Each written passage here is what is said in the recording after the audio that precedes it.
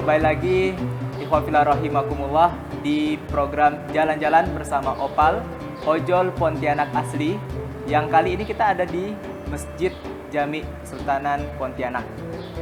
Nah, di tengah-tengah kami sudah ada narasumber yang akan kita tanya jawab. Sebelumnya perkenalkan dulu, saya Agus dan rekan saya Darson yang insya Allah akan memandu untuk bertanya-tanya kepada pengurus Masjid Jami Kota Pontianak. Boleh kita sapa terlebih dahulu. Assalamualaikum Pak. Waalaikumsalam. Dengan Bapak siapa? Saya Muhammad Yusuf Al-Qadri, Ketua Lembaga Masjid Jami. Dan saya Syarif Ahmad Al-Mutahar, selaku Bendahara Masjid Jami. Ya. Panggilannya berarti Pak Yusuf, Pak dan Yusuf Pak Ahmad. Pak Ahmad. Pak Yusuf merupakan Ketua Lembaga Masjid Masjid Jami. Jami dan Pak Ahmad merupakan Bendahara. Baik Pak, ini masjid bisa dikatakan masjid tertua di Kota Pontianak ya? Atau Iya, seperti itu? Masjid tertua betul Kak. Masjid tertua di Kota Pontianak. Berdiri atau boleh diceritakan Pak kira-kira sejarah berdirinya Masjid Jami Kota Pontianak? Mengenai sejarah Masjid Jami mungkin langsung saja karena gitu. beliau salah satu pengurus yang dari sudah lama. Sudah lama, mungkin ya. beliau lebih tahu lah. Nah, silakan Pak Ahmad. Ya. Assalamualaikum warahmatullahi wabarakatuh. Waalaikumsalam warahmatullahi wabarakatuh. Bismillahirrahmanirrahim. Begini saya akan ceritakan sedikit tentang sejarah berdirinya Masjid Jami Sultan Syarif Abdul Rahman ini. Awalnya yaitu ada 4 orang bangsa Arab yang bertinggal di Hadral Maut ingin memenuhi anjuran gurunya untuk mengajarkan agama Islam ke negeri sebelah timur. Setelah mengadakan persiapan seperlunya, 4 orang tersebut berangkatlah dari Hadral Maut. Adapun negeri yang dituju pertama adalah negeri Terengganu. Sesampainya di Terengganu itu, 4 orang tadi berpisah lagi. 1 orang tetap di Terengganu, 1 orang meneruskan perjalanannya ke negeri Siak, 2 orang ke negeri Aceh. Yang ke negeri Aceh ini adalah Al-Habib Husin bin Ahmad Al-Qadri dan saudara Syarif Abu Bakar Al-Idrus. Setelah berapa lama juga di Aceh, 2 orang tadi ini berpisah lagi.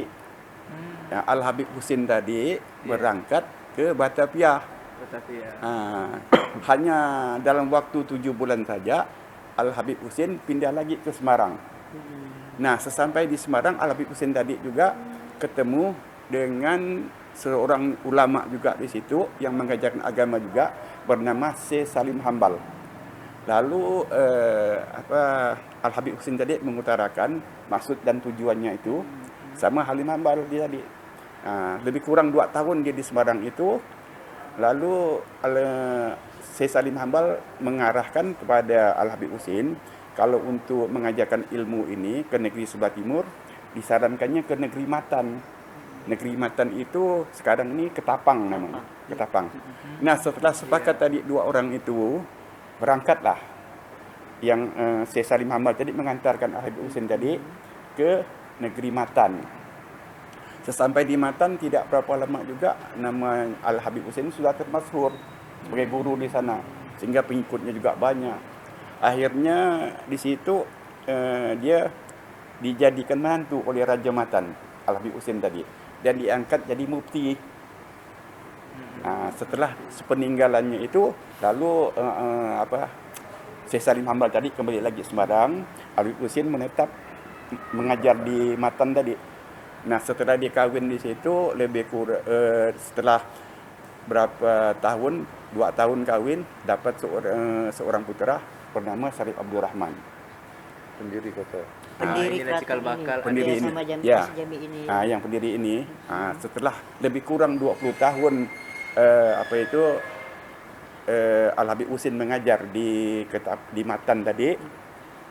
Pada suatu hari datanglah suatu kapal niaga yang besar masuk ke negeri Ketapang yang dinahodai oleh Ahmad, nama nahoda itu. Tapi bukan Ahmad saya. Ahmad saya bukan.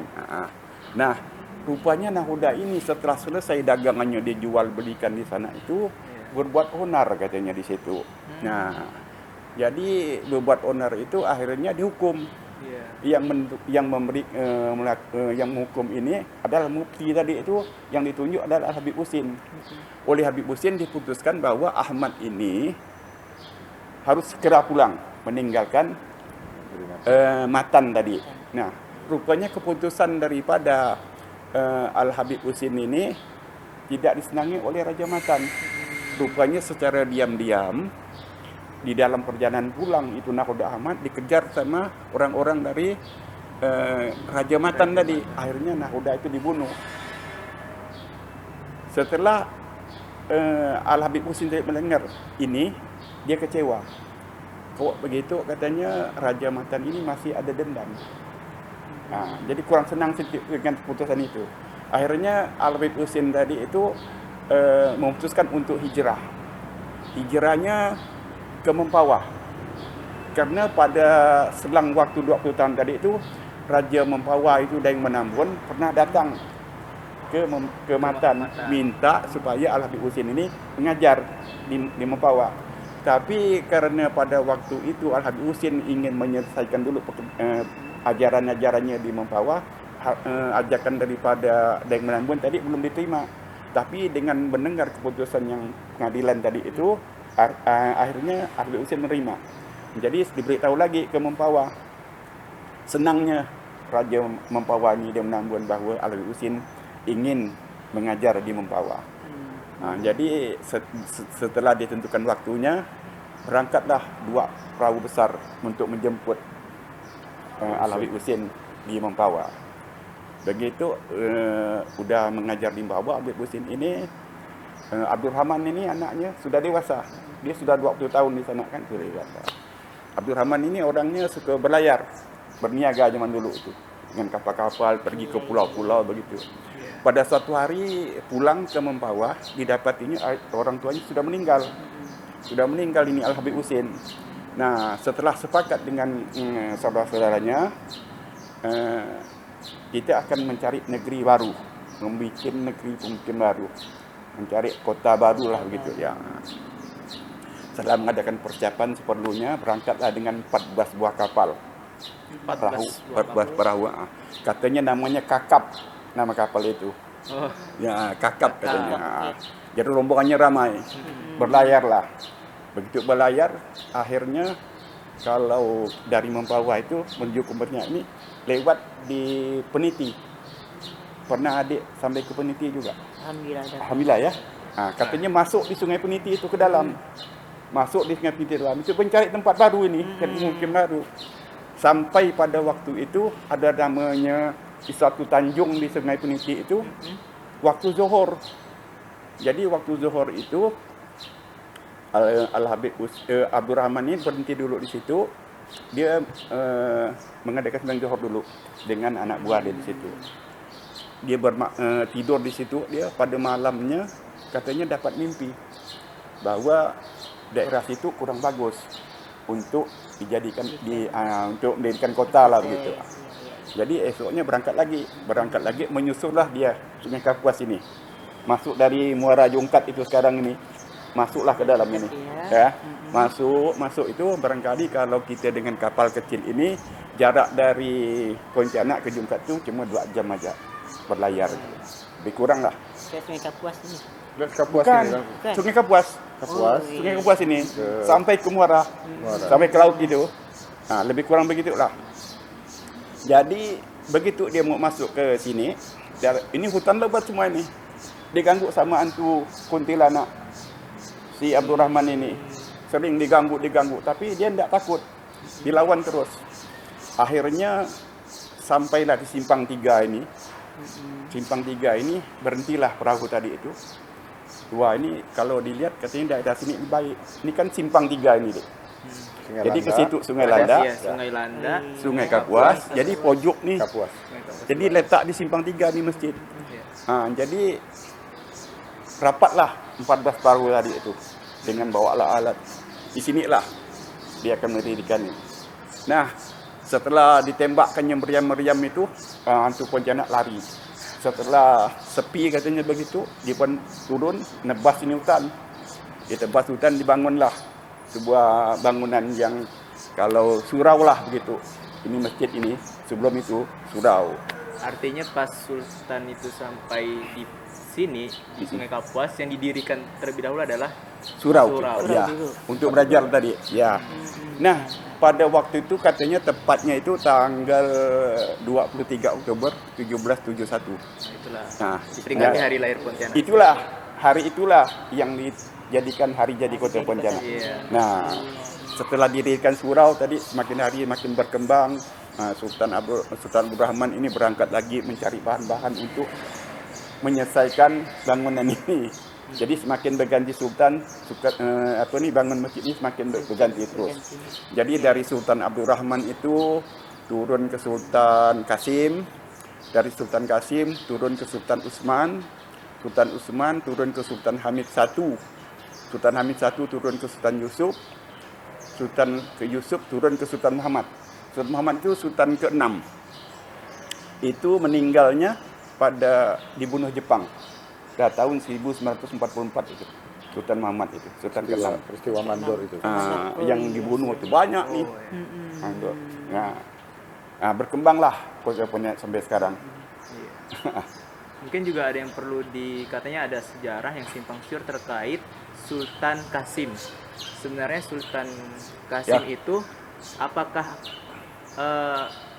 saudaranya dari Sultan Abdurrahman atau anaknya? Ya. Kalau saya dengar cerita anaknya, Sultan Kasim itu anak Sultan Abdurrahman. Saya juga tidak tahu yang mereka yang membuat sejarah itu bahwa itu adalah bukan daripada anak Sultan Kasim. Yeah. Saya juga tahu dapat sumber dari mana begitu. Saya kurang tahu itu. Tapi yang jelas berarti Sultan Kasim itu adalah anak dari Sultan Abdurrahman. Sultan Abdurrahman. Ya. Sama juga dengan Sultan Utsman. yang Ya. merupakan anak Ya. dari Sultan Abdurrahman. Nah, jadi secara ringkas itulah sejarah sejarah. daripada kota Pontianak. Sejarahnya, iya. Cukup Ya. panjang ya sejarahnya. Ya, kalau diceritakan semuanya mungkin Nggak. Cukup ya waktu kita ya. Cukup, Iya. ya. Secara garis besarnya begitu dari perjalanan dari Kerajaan Matan ya, Ya. sampai Ya, ada Mempawah. peristiwa-peristiwa Ke Kerajaan Mempawah, Mempawah. ya. Kemudian karena suka berlayar tadi ingin mendirikan kota baru, Ya. negeri baru, dan akhirnya ketemulah di Temu sini. Sungai Kapuas. Awalnya peniti cuman dapat mimpi tadi. Dapat ya. mimpi Iya. tadi. Karena kayaknya kurang bagus. Saya tambah lagi, Iya. itu tempat yang singgah itu sampai sekarang di Peniti itu namanya Tanjung Johor. Tanjung Jung. Karena di situ daerahnya Tanjung, dia sembahyang Zuhur Zuhur di situ. di situ. Ya. Itu lupa saya tadi itu. Sembahyang Zuhurnya di situ katanya. Sampai sekarang katanya ada Tanjung Zuhur. Saya juga belum pernah lihat tuh. boleh kita sampai sana. Boleh kalau masuk Peniti. Oke, itu terkait sejarahnya. Sejarah Sekarang Iya. singkatnya ya. iya. Kan awalnya tadi kita dengar adalah surau. Surau ya. Surau. Kemudian kita lihat sekarang begitu berkembang. megahnya, Megah ya, begitu jadi. Udah besarnya. megah, ya. Dan tentu ini punya arsitekturnya sendiri dan punya filosofinya tersendiri gitu ya. Ya. Boleh mungkin Pak ada filosofi tersendiri, mungkin dari tiangnya atau dari bahan-bahannya dan segala macamnya, boleh diceritakan Pak? Silakan, Pak. Kalau saya sih yang tahu saya ini bahannya ini semuanya daripada kayu. Kayu semua ya Pak ya? Ya. Jadi kalau ini ada yang bilang kayu besi, ada kalau kita di Pontianak ini bilang kayu belian. Iya. Kayu Ya. belian. Sampai-sampai lantainya semua inilah.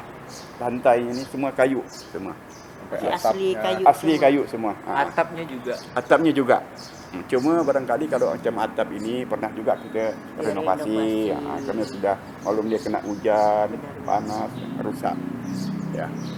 Ini yang ada yang asli masih Pak ya. Asli. Ini semua asli, Pak. Cuma Asli. asli. Masih Semua asli. Yang catnya dinding, Pak. Ya. tiang, Belian ya. Ya. asli, lantai masih asli semua. Berarti udah pernah renovasi?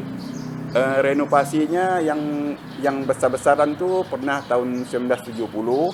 Nah, kemudian yang kemarin ini 2019 yang lalu. Tapi renovasinya tidak mengubah. Tidak mengubah. Aslinya ya. Tidak mengubah asli.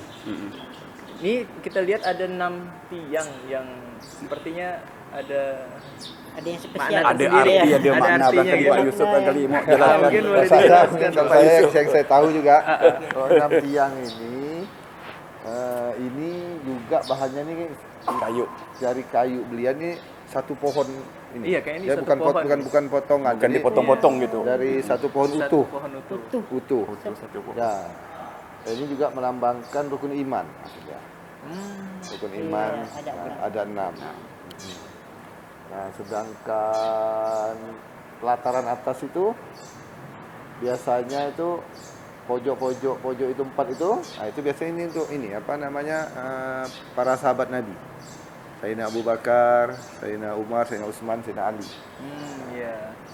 Itu bisa dinaik, Pak. Bisa, Bisa. bisa dinaik. Cuma tangganya tangga ini Tangganya lurus, lurus. Tangganya Ya. ya. Oh, itu tangga lurus ya. lurus. Mungkin seperti itu. Kalau jendela, ya mungkin punya arti tersendiri lah. Ini juga nih katanya nih ada 5 ruangan lengkung ini rukun Islam katanya. Rukun Islam, ya 5 ini. 5 di Oh, bagian ada ini 5 ya. ya. Ah. 2, 3, 4, 5. Berarti maknanya luar biasa juga ya, rukun iman, rukun Islam, Islam, tadi ya. khalifah Sayyidina Khalifah, Abu ya. Bakar, Sayyidina Umar, Umar, Sayyidina Utsman dan Sayyidina Sayyidina Ali. Ini berarti pengurusan sekarang pengurusan Pak Yusuf. Yusuf, Pak ya. Yusuf. Ada apa Pak kegiatan-kegiatan yang biasa dilaksanakan di Masjid Jami ini? Kegiatan kita rutinitas itu aja Pak ya, setiap pada maghrib itu ada pengajian sampai taklim. pada isya ada taklim, itu ada yang bahas fikih, ada yang bahas macam-macam Pak. Segala apa? Setiap hari, Pak. Setiap Setiap hari. malam, ya? Jadi cuma malam Jumat aja kita habis pada maghrib itu tidak kita baca kegiatan itu baca maulid. Maulid, Dan ya. itu Kalau sudah setiap malam dilakukan Jumat. dilakukan apa para pendahulu kita itu. Ya. Dan yang dibaca juga itu Maulid Al-Barjanji. Kalau berita. Al-Barjanji. Nah, kalau misalnya Ahad pagi juga ada subuh. Nah, selain Taklim. itu taklim juga. Selain itu malam Kamis pada maghrib semua rata-rata pada maghrib. Pada Ada maghrib, kita. ya. Nah, itu kita setiap ini ada hataman Quran. Jadi Dan memang jadi jemaah itu setelah sholat maghrib yang ada waktu lah tidak pulang lagi nunggukan sampai isya. Diisi lah dengan Diisi. tausiah. diisi dengan Ya, ada ya. ustaznya. Penuh itu. Jadi tidak kosong, Pak. Tidak ya, kosong, waktu ya. Setiap harinya di waktu Ya. abad maghrib itu. Pada Setiap pada maghrib Setiap pada maghrib ada Setiap pada taklim. maghrib ada Ada taklim. taklim. Oke, itu berbentuk maulid atau berbentuk majelis. Sering ada atau pengajian atau biasa diisi dengan ibu-ibu itu. Ibu-ibu Sementara ini belum ada. belum ada. ada. Paling ya jemaah masjid aja. Ibu-ibu pun mungkin bisa ikut. Biasa kalau ada jemaah ibu-ibu ikut mendengar Ikut taklim juga taklim ya. juga. Kalau bangunan yang di belakang itu TPA. Nah, Oh, ini TPA. Ya. Ada yang di belakang itu. Sore dia itu. Cuma saya tertarik dengan ini, mimbar. Ya, Ini bentuknya kayak kalau yang kita lagi apa ya, bawa raja atau gimana, kan bentuknya seperti ini juga. Emang terinspirasi dari situ atau ini sudah Tua. Emang udah dari tua dulu atau punya. gimana? Ya, dari dulu. dari dulu. Jadi seumur saya ini mimbar ini udah ada gitu. Iya, karena memang wajar juga karena semua ini terbuat dari belian tadi. Ya, kayu belian semua belian. itu. Ya. Rata-rata kayu belian semua. Mungkin ini ya perkiraan saya kan ya. Kalau ini mungkin ini Perkiraan. karena yang mendirikannya juga sultan gitu mungkin Iya. ya. Jadi memang ya mimbar ini dibikin ya seperti tadi itu. Seperti tadi. Seperti ini apa Yang namanya? bawa raja. Ya. Oke, teman-teman semuanya, ikhwah fillah, itu wawancara kita dengan Pak Yusuf dan juga Iya. Pak Ahmad, nah, terkait sejarah infrastrukturnya, Iya, benar. arsitekturnya gitu ya di Masjid Jami ini luar biasa sekali, dan mungkin Pak ada harapan-harapan ke depannya untuk Masjid Jami atau juga warga Kota Pontianak ini. Kita juga mengajak yang mungkin ada juga nih Pak, orang Pontianak belum pernah ke Masjid Jami. Betul. Bisa jadi. Iya. Jadi belum sampai ke Pontianak dia. Belum sampai Udah lahir di Pontianak. Pontianak tapi belum nyampe Belum Pontianak. nyampe. Itu. Ada. Ada. Itu juga pernah saya dengar tuh. Pak. Pernah. Kalau mau nyampe Pontianak silakan nyampe Nyampe dulu ke ke Masjid Masjid Jami. Jami dulu, Ya, iya. gitu. Ini masih udah besar, belum sampai-sampai. Belum sampai-sampai. Berarti belum jadi orang Pontianak ya. Mungkin Pak ada Nah itu harapan-harapan. sekalian juga ya. Apakah di sini percaya dengan mitos-mitos atau satu yang masa lalu gitu Pak, kita percaya mitos itu Pak.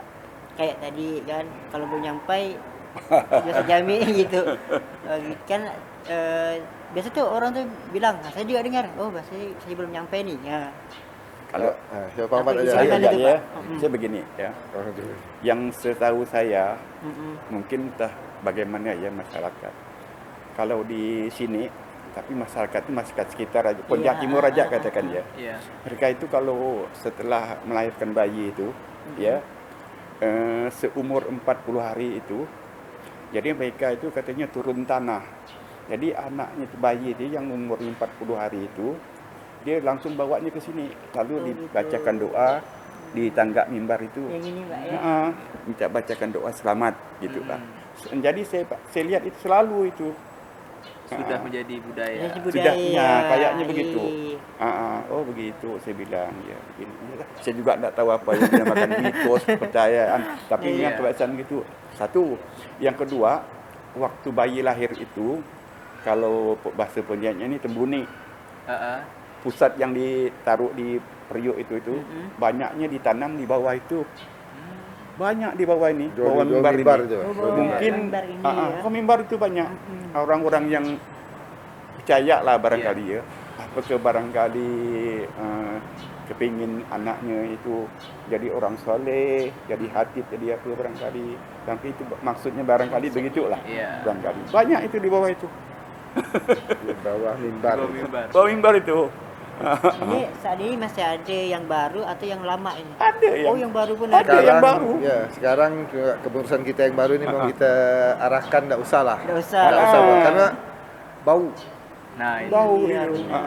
Kalau bau muncul dari ini. Tapi ya itu tadi, itu mitos tadi itu. Mitos. Kalau kita sih nggak percaya, cuma mungkin masyarakat Ya, sekitarnya. masyarakat. Masyarakat yang lama. Saya tidak percaya, kembali lagi pada masyarakat. Masyarakat. Masyarakatnya iya.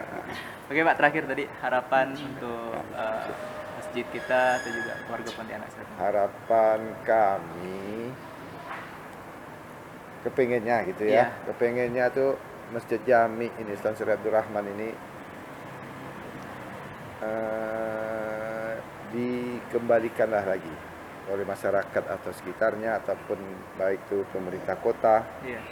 sebagai awal dari cikal bakalnya terbentuknya kota Pontianak ini sebagai pusat agama. Jadi ya mungkin tanpa dukungan dari masyarakat ataupun dari pemerintah, seperti kita ketahui, maaf ini off the record sebenarnya ini. Iya. Lingkungan Jami ini kan mungkin udah rahasia umum. Tolong diminta perhatian lah gitu. Itu aja kok. Jadi biar kita juga ya keluarnya, lingkungannya. Kalau Masjid Jami mungkin insyaallah namanya sih udah harum kali, walaupun nggak ada kita, nggak ada apa dari dulu juga, tapi lingkungannya itu aja, Iya, itu. iya. Lingkungan sekitarnya, ya seperti itu aja. Jadi mohon diperhatikan juga, bukan masjidnya juga, tapi lingkungan, Lingkungan lingkungannya sekitarnya. juga. Mungkin ada tambahan namanya. Ada tambahan, Pak. Dari Baik, ikhwah fillah rahimahullah. Terima kasih Pak Yusuf dan juga Pak Ahmad sudah berbagi bersama pendengar kita ikhwah fillah di program Jalan-Jalan bersama Opal di episode kali ini. Semoga bermanfaat, dan bagi ikhwah fillah yang masih belum ke Masjid Jami, silahkan berkunjung ke sini. Insya Allah pengurusnya juga baik-baik, terbuka untuk kita semuanya. Kalau ingin tanya-tanya juga bisa Pak ya.